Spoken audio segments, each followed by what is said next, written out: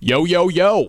Welcome back to another edition of Jake's Takes. I am your host, Jake Masucci, and I am happy to be joined by my guy, Asher Smith. We got to talk some March Madness. It's going to be great. I'm so excited. Yes, we do. Thank you for having me back on. I know, dude. And this was a wild tournament, to say the least. Like, unbelievable tournament.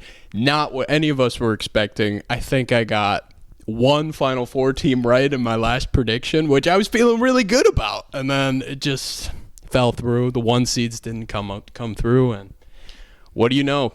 UConn, the champions. Kind of unbelievable, man. Unbelievable. It's insane. Definitely unbelievable. I think three of my Final Four teams I had losing in the first round, so was definitely trying to play catch up there, and honestly made it more fun to watch with low stakes in the game. So apologies if you watched Jake's Takes before the tournament. Hopefully you took our advice not to take our picks. Yeah, no, hopefully you didn't take our picks. But to be honest with you, like, I don't know if anybody got their picks right. So, I mean, I think we had some good advice. I think we were able to enjoy the tournament for sure. Exactly. All right, so let's get to some of the games. The Final Four just happened. The championship was last night. Some crazy stuff happened. San Diego State beat Florida Atlantic on a buzzer beater. Unbelievable. And then, man, UConn, they were crazy. Absolutely crazy. They went off against Miami, locked them down. First time I think Miami missed their shots. And then UConn just ran the table last night with San Diego State. San Diego State made a little late push, but just wasn't enough. We got to talk about UConn. What do you think, man? I mean, unbelievable. Definitely. They, we talked about it at the beginning of the pod. It's just they're a team that fit the mold of every championship team, and I feel like no one was talking about them. So just absolutely wild to see.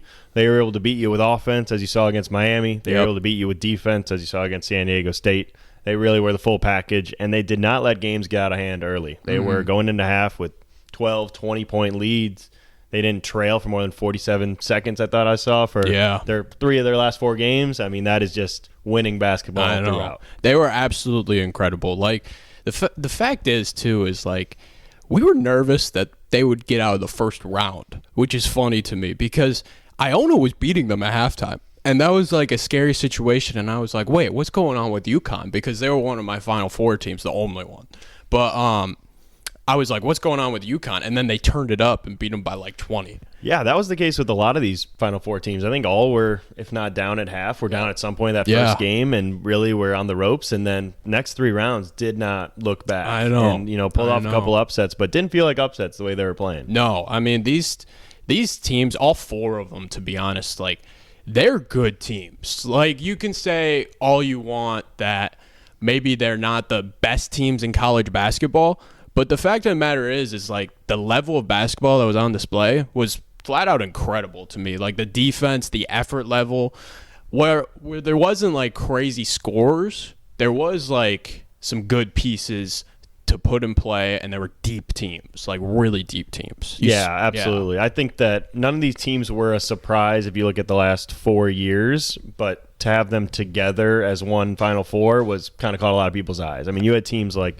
Miami, who was an Elite Eight team last year, San Diego State, who was, if not the best team, the second best team in 2020 when it got canceled, and then obviously UConn, new coach, blue blood, and even FAU. I mean, they got an old Florida coach who is going to recruit well. They got enough transfers to make it happen, but enough guys staying. So, having them all in the same year was pretty special, but I was not surprised at the level of basketball they were able to play. Yeah, no, I mean, it was just a flat-out unbelievable tournament. Like, going through the games a little bit, like, Florida Atlantic, man, throughout the whole tournament were just so impressive. I think it was, let me look at my notes, but I think, like, John L. Davis was unbelievable. Yeah. He was kind of the vocal point of the offense, and then Martin, dude, he was incredible that Final Four game. The guy had 25 points, I think it was. It was just flat out incredible. What did you see from them? Yeah, that was Martin. I feel like every time I was looking on my screen, he was either shooting free throws or completing an and one. I mean, he had 21 in the second half against. He was a flat out San Diego State. Almost flat out monster. Back and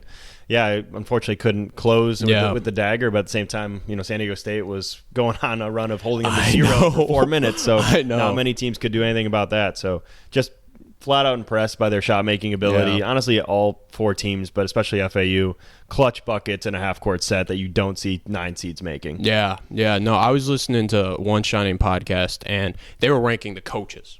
And I was shocked when Kyle J. Mann said he had Dusty May too. Like, he loved Dusty May. And the thing is like, if you look at the games, he was like out coaching everybody, especially that Elite Eight game. I think Kansas State.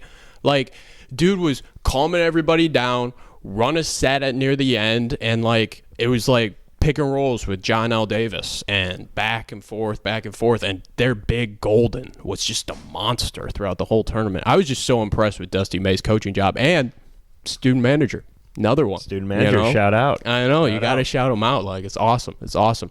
All right, let's move to Miami a little bit, because we actually talked about the Miami-Indiana matchup, which, if you look back at it, that was a close game until Miami just went crazy. Right. So what did you see from them? Yeah, I mean, it was the matchup I didn't want Indiana to see. Indiana, one of my Final Four teams, but toughest bracket we were talking about. Oh, yeah. Houston, obviously a little banged up, but toughest bracket for sure. Yes. And that was the matchup I didn't want them to see, and you saw why. I honestly thought that the way Miami played against Drake with a quick rebound, that they wouldn't be able to put up that offensive firepower. Yeah. But I don't know what happened in between, but they figured it out. Because as well as Indiana can score, and they can score the ball, they cannot hang around with 90-point games. And that's what Miami was able to do 3 games in a row after pulling off a pretty cool comeback against Drake. I mean, Drake was, leading for 20 minutes? Yeah, Drake was a tough team. 25 minutes to the end of the game, so very tough game. I think winning that gave them confidence because they really knew that they could get to the Final Four, if not win it all, after that game. Yeah, no, I mean, it was just flat out incredible. Like, the shot making that they put on display against Houston and then against Texas, where it seemed like they were done against Texas, and then they just turned it up, man. Flat out turned it up. It was flat out unbelievable. Yeah, shout out to Larinaga. I mean, people definitely didn't doubt his ability to either get a team to the Final Four or make sure that they, locked in when it came postseason time. But to do it at George Mason and Miami is something that's never been done. So shout out to him. I know. It was just unbelievable run for Miami. Like, Larinaga actually went on One Shining podcast, that one I was talking about. Nice. And he was talking about how this was the goal throughout the whole season. Like, they were like, okay, we went Elite Eight, and then Isaiah Wong has an incredible year, wins ACC Player of the Year, and Jordan Miller took a step up that was unbelievable. Like Larinaga was talking about in the Elite Eight game, they actually took out their big and played Miller at center, and Miller just was switching on to everybody. He went perfect in that game, which is just flat out incredible. I think Leitner was the last to do it. Leitner shouted him out on Twitter. Like, it's just... Miami was unbelievable throughout this tournament, and you were like, okay, they can play with anybody, right? So that's why I was a little nervous for UConn, because I thought UConn was the best team going into the Final Four, but it's like Miami's not missing. And then, like, UConn turned it up, and, like, UConn's just got so much length. It was difficult. Yeah, I didn't expect Miami to last the ACC as long as they did. That was incredible already. And then to do this in the postseason, I mean, they're usually known as a team that put up 5 guys and they're going to run 40 minutes a game, and Isaiah Wong's going to do it for you. But like you said, put Jordan Miller in a position he's not used to, and he thrives. I mean, that's just good coaching and knowing your players and chemistry that you built over 2 years. So yeah, I know. Like, Miami, dude, unbelievable. And the sad part is we actually would have been live at one of the Florida universities, because right now we are in Siesta Key. You can't see the view, it's over there.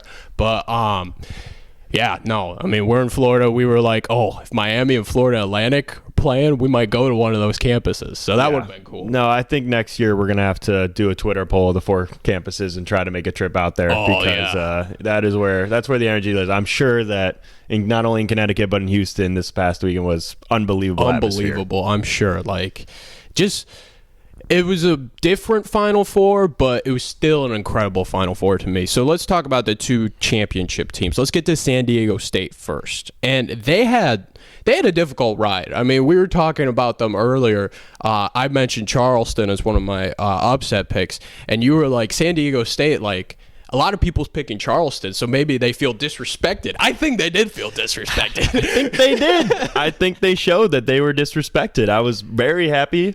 First day of picks went pretty well, I'm sure, for most of America, but I felt like I was really cracking the code. Second day didn't go my way, but when you got a team that puts up defensive numbers like San Diego State, it's going to be tough to upset them. I don't know if they can compete, but they proved me wrong round after round. So Charleston was hanging on too. It was not a comfortable game for any of these teams. So San Diego State, shout out, they were put together 5 defensive games in a row that were unbelievable. I know. I mean, I talked about it a little bit because I had San Diego State in my Sweet 16, and I had them against Bama, and I was looking at that matchup, and it was like, okay, they could play with them, but I just didn't think they had the best play on the floor, Brandon Miller, and Brandon Miller just didn't show up. Right. And Right. San Diego State had a fantastic game plan against him, and it's like, with their physicality and their defense, and they go 9 deep. They were on those hockey subs that the announcers would say hockey sub like 15 times during the game. But they ran those subs, and it's difficult to prepare for when you have 9 guys that can play at an elite level.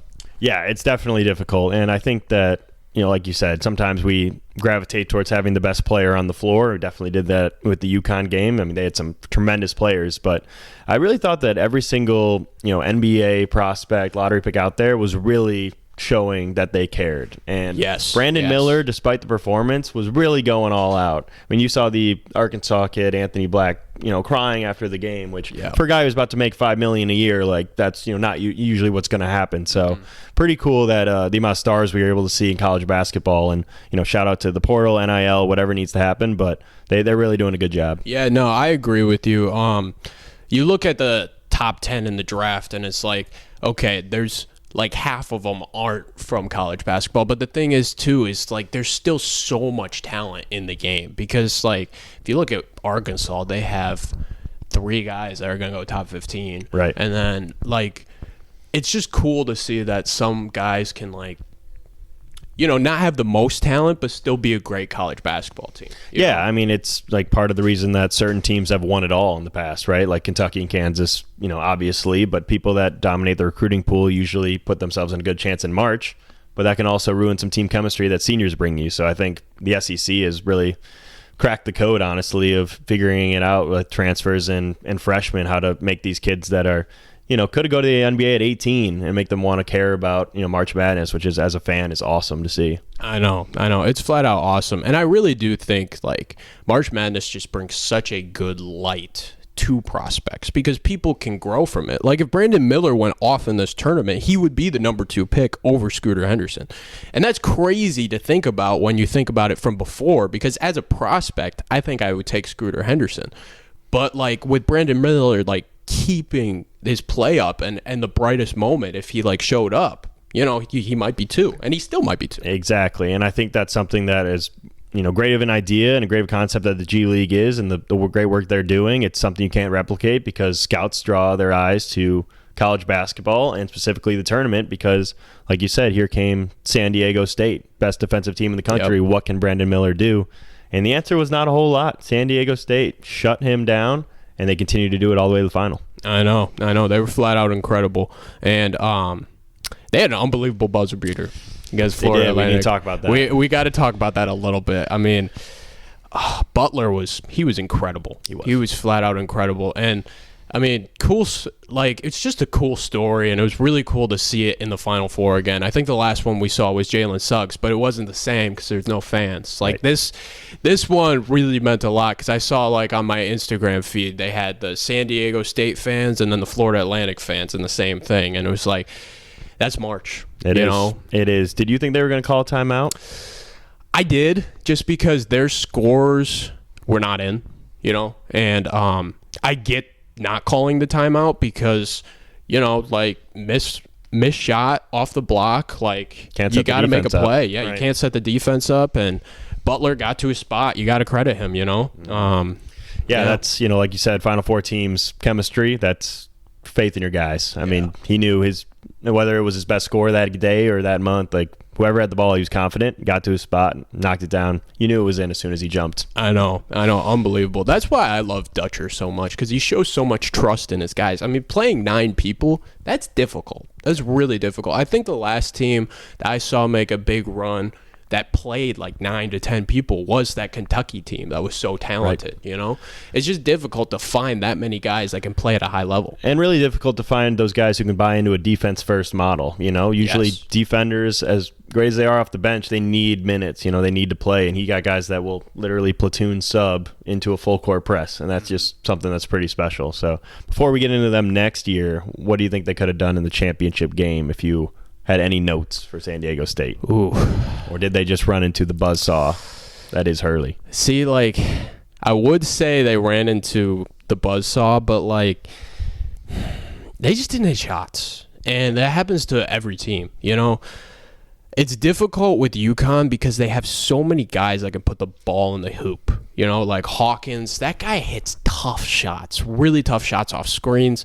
And the funny thing is like he'll miss open shots, but then he'll like hit 3 contested threes in a row, and there's nothing you can do. And then Jackson, number 44, he's a great passer. Like they've unleashed something in him. I saw a story that Hurley, like he said to himself and brought Jackson into his office, and he said, "I'm not using you right. We got to figure something out," because teams were just backing off on him, and he would shoot the 3, but like he just wouldn't shoot it well. I think it was a 25% clip or something like that.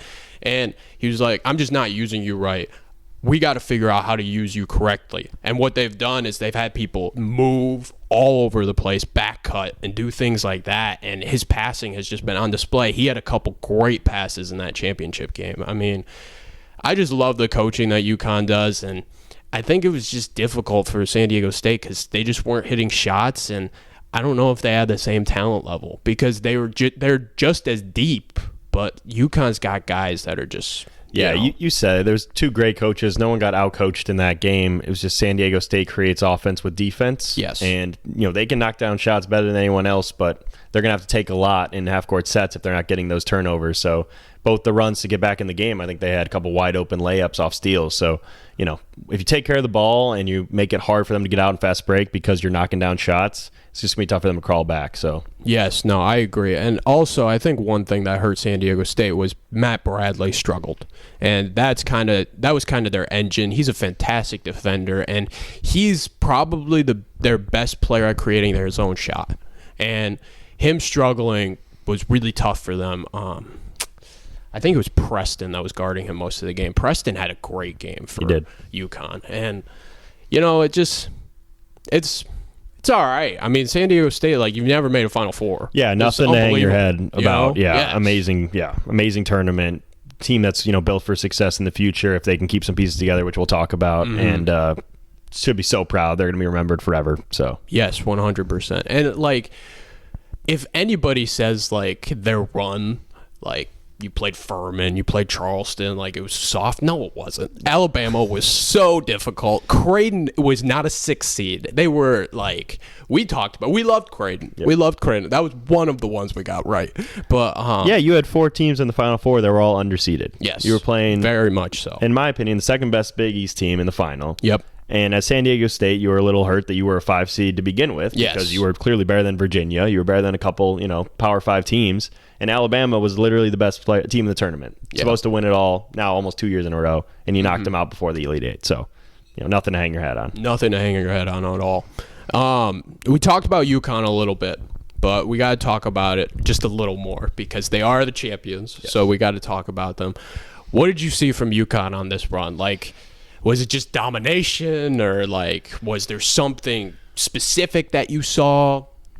Yeah, I think that honestly it was just the makings of another dynasty. Like they were able to, I honestly think if you subbed in 4 other guys in that system, they could have won it all. Like they just looked like they knew where they were going to be on every single possession, who was taking the shot, and it was going to be wide open every single time, and there was nothing you could do about it. Mm-hmm. They had one person to get every single rebound, and if you tried to double him, you're going to get a 3-pointer on you. It was just an unbelievable team that I think shout out to their whole season of work because they figured out who's going to play 2 for how many minutes, who's going to play 3, and it's going to work, and you're going to have to try to outscore us, and it's not going to happen easily. So, yeah, definitely great coaching, obviously. We can talk about Hurley in a little bit if we want, but shout out to those players, man. They stuck to the script, and they hit shots, and that was amazing to see. I don't know why we were even surprised that they were going to win it all after watching them for 6 games. I know. They were just flat out the most dominant team in the tournament. They acted like Marquette, how we thought they were gonna. We thought Marquette was gonna play.